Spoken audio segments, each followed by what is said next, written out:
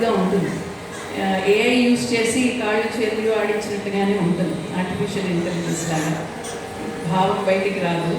అందుకని ఈ చిన్నపిల్లలు చిన్న వయసు నుంచి సంగీతం సాహిత్యం పట్ల అట్లీస్ట్ ఇలా కొన్ని కీర్తనలు నేర్చుకోవడంలో వాళ్ళు కొన్ని పదాలు వాళ్ళకి ఫెమిలియర్ అవుతారు.